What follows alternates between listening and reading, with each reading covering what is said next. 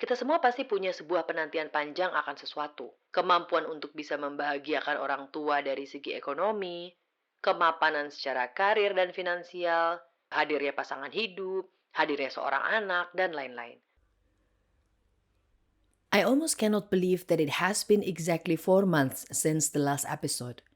Well, inconsistency has been one of my biggest flaws that I'm trying so hard to fix. Padahal materi untuk ditulis tuh udah banyak banget. Catatan pun ada di mana-mana. Tapi untuk bener-bener duduk, nulis, ngerekam, ngedit, terus upload itu kok ya sepertinya susah banget. Episode ini pun mundur beberapa hari. But anyway, enough for my failed attempt to make some excuses. Let's just get right on to this kind of special episode. Tahun ini aku baru menyadari sesuatu. Kalau ternyata selama 2 tahun ke belakang, setiap kali ada orang yang tanya tentang umurku dalam sebuah percakapan santai, aku selalu refleks menjawab 34 tahun. Nggak tahu angka itu dapat dari mana, karena secara akte kelahiran 34 tahun itu adalah umurku di tahun 2022. Mungkin penyebabnya adalah faktor M, yaitu males untuk menghitung umur sejak menginjak kepala 3. Awalnya sih untuk menghindari stres ya, dan ditambah aku juga udah nggak merayakan ulang tahun lagi. Jadi semakin nggak punya reminder umur berapa aku tahun ini.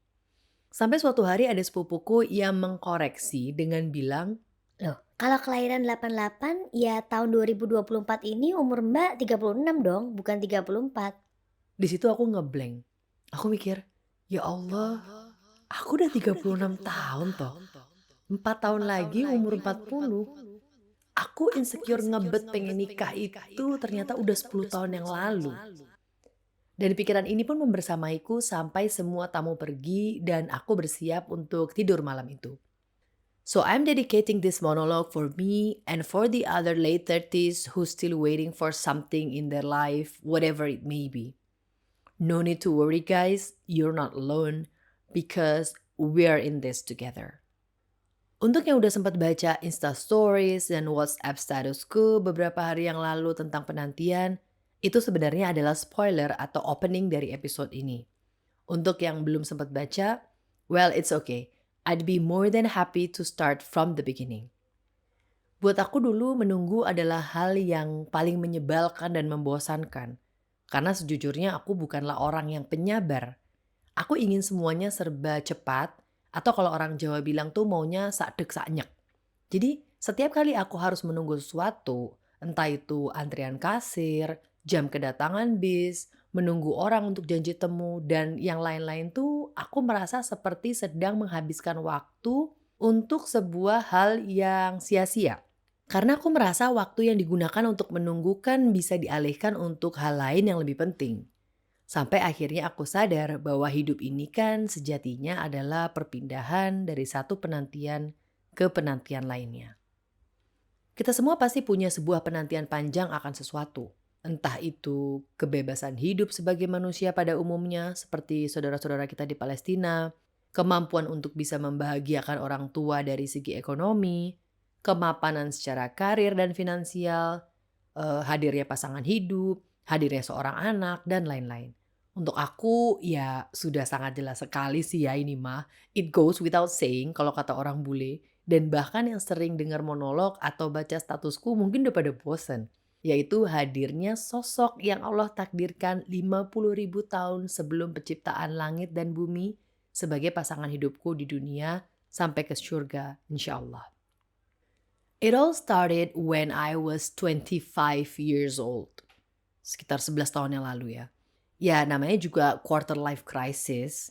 Kuliah udah selesai, balik ke Indo for good, teman-teman udah pada menikah. Terus apalagi yang harus dilakukan kalau nggak menikah? Setelah meleset, aku tunggu lagi sampai umur 28. Karena ibu menikah di umur 28 dan di antara sepupuku nggak ada yang menikah lebih dari umur 28. Qadarullah meleset juga. Semakin panik dan semakin melo. Aku tunggu lagi sampai umur 30. Kan pas tuh ya, matang kepala 3. Qadarullah masih meleset juga. Udah mulai mau nangis aja bawaannya tiap hari. Mana lihat teman-teman anaknya udah pada mau masuk TK. Lalu aku tunggu lagi sampai umur 33. Kan cakep tuh nikah tanggal 3 bulan 3 di umur 33. Well, waktu itu sebetulnya udah sempat dikenalin sama temennya temanku. Udah berusaha saling mengenal, sepertinya cocok, tapi qadarullah berakhir dengan di ghosting. Di titik itu aku udah terlalu lelah untuk kecewa, udah terlalu tua untuk menangis semalaman, dan terlalu asam lambung untuk overthinking. Jadi cuma bisa bilang alhamdulillah ala kulli hal dan qadarullah wa masya'a fa'ala. Allah telah menakdirkannya dan apa yang Dia kehendaki Dia perbuat. Dari situ aku mulai menyadari kalau ada yang salah nih dengan cara berpikirku tentang penantian. Dulu aku pikir dengan membuat target umur penantian itu jadi lebih mudah untuk dijalani. Semacam countdown gitu kan. Oh, setahun lagi, setengah tahun lagi, dan seterusnya. Tapi terus sudut pandang apa lagi yang harus aku gunakan untuk bisa menjadikan penantian ini terasa ringan dan menyenangkan? Lalu mungkin sekitar 1 tahun atau 1,5 tahun dari kejadian itu, Allah gerakkan hatiku untuk melangkahkan kaki ke Masjid Nurul Iman Blok M Square. Melalui untayan ilmu dari guru kami Ustadz Nuzul Zikri Hafizahullah, pelan-pelan Allah mudahkan aku untuk bisa melihat penantian dari sudut pandang yang sangat berbeda. Yang jauh lebih indah, lebih membahagiakan, dan lebih menenangkan. Sudut pandang ke-1. Penantian itu bukan hukuman, tapi bentuk kasih sayang Allah. Dari Anas bin Malik, beliau Shallallahu Alaihi Wasallam bersabda, sesungguhnya pahala besar karena balasan untuk ujian yang berat. Sungguh jika Allah mencintai suatu kaum, maka Dia akan menimpakan ujian untuk mereka. Barang siapa yang ridho, maka ia akan meraih ridho Allah. Barang siapa yang tidak suka, maka Allah pun akan murka. Hadis riwayat Ibnu Majah nomor 4031. Bukankah ketika kita menanti sesuatu yang tak kunjung hadir atau tak kunjung terwujud, kita tidak pernah berhenti berdoa? Dan bukankah ketika Allah dengan cepatnya mengabulkan doa, maka kita cenderung akan menjadi hamba yang lalai dalam beribadah? Kebayang gak kalau seumur hidup kita gak pernah menanti sesuatu? Semua keinginan Allah kabulkan begitu saja dengan cepat. Apa jadinya? Ya kita akan masuk ke dalam golongan orang-orang yang mendapatkan istidraj. Apa itu istidraj? Bila kamu melihat Allah memberi pada hamba dari perkara dunia yang diinginkannya, padahal dia terus berada dalam kemaksiatan kepadanya, maka ketahuilah bahwa hal itu adalah istidraj atau jebakan berupa nikmat yang disegerakan dari Allah. Hadis riwayat Imam Ahmad. Sudut pandang kedua. Penantian itu adalah sebuah hadiah berupa extra time atau perpanjangan waktu. Cukup sering aku mendengar kalimat, andai saja aku dulu tidak terburu-buru menikah, maka aku akan menggunakan waktu mudaku untuk begini dan begitu. Atau yang mungkin lebih sering diucapkan deh, berapa kali kita bilang, aduh, andaikan aku sabar nunggu dikit lagi, ternyata diskonnya jauh lebih besar. Allah Maha mengetahui apa-apa yang perlu kita ketahui dan kita persiapkan sebelum nantinya Allah berikan apa yang kita nanti-nantikan. Satu hal yang selalu aku bilang berulang kali, bahwa aku sangat bersyukur pada Allah yang telah membuat aku menunggu jodohku sampai selama ini. Karena ternyata aku gak ngerti apa-apa tentang ilmu pernikahan dalam Islam. Aku gak tahu kewajiban seorang istri dalam Islam. Aku nggak tahu visi misi pernikahan. Aku nggak tahu bahkan lelaki seperti apa yang aku butuhkan untuk sama-sama mewujudkan visi misi tersebut. Jadi Allah beri aku extra time 10 tahun lebih lama dari orang-orang di sekelilingku karena aku masih sangat bodoh dan fakir ilmu. And for that, I will forever be grateful to Allah. Sudut pandang ketiga. Bukan lamanya waktu yang membuat kita merasa bosan dalam penantian. Contohnya gini, pesawat kita delay selama 2 jam dan di saat yang bersamaan semua toko di bandara itu sedang mengadakan diskon besar-besaran. Bukan up to 70% ya ibu-ibu, tapi start from 70%. Dan sebagai kompensasi delay kita diberi voucher 10 juta rupiah untuk dihabiskan di sana. Apakah kita akan merasa bosan selama penantian 2 jam tersebut? Tentu tidak. Bahkan mungkin waktu 2 jam terasa kurang. Begitu juga dalam penantian. Ada banyak hal yang sangat bisa kita lakukan dalam masa itu. Buat aku contohnya, ada bakti ke orang tua, ada nulis dan bikin monolog, ada olahraga, ada safar, ada kegiatan rumah tangga, dan yang paling cukup membuat aku overwhelmed in a good way adalah masih banyak ilmu yang harus aku pelajari dalam rangka ikhtiar untuk memantaskan diri sebagai bekal melangkah ke chapter hidupku selanjutnya, apapun itu. Dulu aku pikir mustahil bagiku untuk tidak depresi saat menunggu jodoh sampai umur 36 tahun. Ternyata malah mustahil untuk tidak merasa bahagia saat menunggu jodoh sampai menjelang akhir 30-an. Karena dengan segala kemahabaikannya, Allah memberi aku apa-apa yang mungkin tidak bisa aku dapatkan kalau aku menikah di umur 20 tahunan. Jadi, kalau kita merasa mati gaya dalam penantian, itu bukan karena waktunya yang terlalu lama, tapi karena ketidaktahuan kita akan banyaknya hal yang dapat kita kerjakan sebagai bentuk ibadah pada Allah. Lalu ada beberapa pertanyaan yang terbersit di benakku dan bahkan sempat ditanyakan oleh orang-orang di sekelilingku atau bahkan sekeliling kita. Tapi karena keterbatasan durasi, I'm just gonna share the top 2 most frequently asked questions. 1. Bagaimana kalau ternyata sampai kita meninggal belum juga bertemu dengan jodohnya? Belum juga memiliki anak? Belum juga jadi kaya raya? Jawabannya ada di salah satu ayat favoritku. Boleh jadi kamu membenci sesuatu padahal ia amat baik bagimu, dan boleh jadi pula kamu menyukai sesuatu padahal ia amat buruk bagimu. Allah mengetahui sedang kamu tidak mengetahui. Quran Surat Al-Baqarah ayat 216. Siapa yang bisa menjamin kalau kita akan menjadi istri soleha?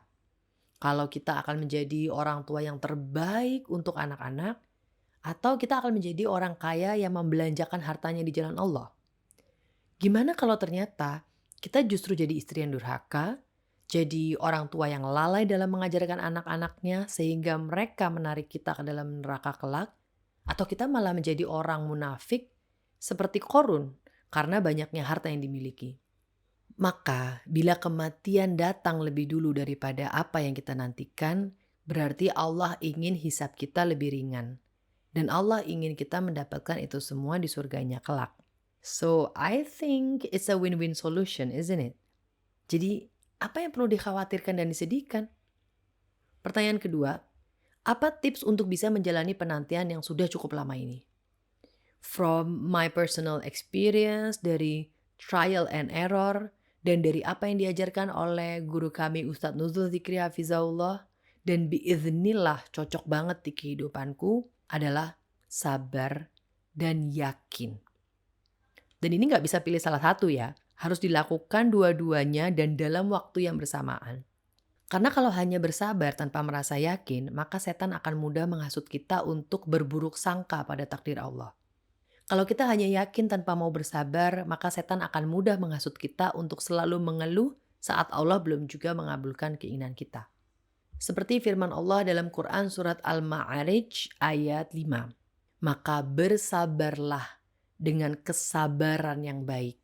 Dan sabda Rasulullah SAW dalam hadis riwayat Tirmizi nomor 3479, berdoalah kepada Allah dalam keadaan yakin akan dikabulkan. Dan ketahuilah bahwa Allah tidak mengabulkan doa dari hati yang lalai. Sesabar Nabi Zakaria alaihi salam saat menanti hadirnya sang buah hati, Nabi Yahya alaihi salam, hingga ia sudah berumur sangat tua. Dan seyakin Nabi Ibrahim alaihi salam saat melangkah ke dalam api yang sangat panas dan berkobar-kobar, bahwa Allah pasti akan menolongnya. Well, what I'm trying to say is, sejatinya kita semua yang masih hidup ini sedang dalam sebuah penantian yang pasti, yaitu menanti waktu kita kembali pada Allah. Kita masih mungkin untuk tidak bertemu jodoh di dunia. Kita masih mungkin untuk tidak mendapatkan anak di dunia. Kita juga masih mungkin untuk tidak mendapatkan harta yang melimpah di dunia. Tapi kita pasti, tanpa keraguan sedikit pun, akan menjumpai kematian, cepat atau lambat.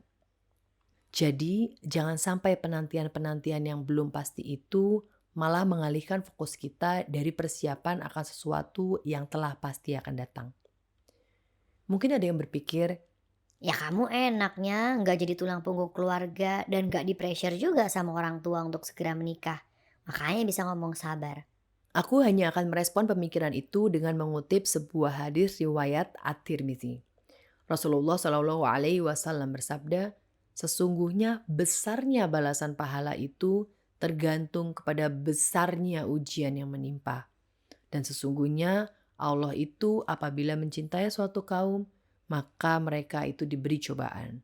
Oleh sebab itu, barang siapa yang ridho menerima ujian tadi, ia akan memperoleh keriduan dari Allah. Dan barang siapa yang tidak ridho, maka ia memperoleh kemurkaan Allah pula. If Allah is making you wait, then be prepared to receive more than what you asked for. Kalau Allah membuatmu menunggu, maka bersiaplah untuk menerima lebih dari apa yang kita minta. And let me end this monologue by telling you one ayat that I've been holding on these last few years. Ayat yang biiznillah selalu bisa membuat aku tenang saat hati mulai goyah. Dan aku belum pernah kecewa dalam berdoa kepada Engkau, ya Tuhanku. Quran Surat Maryam ayat 4.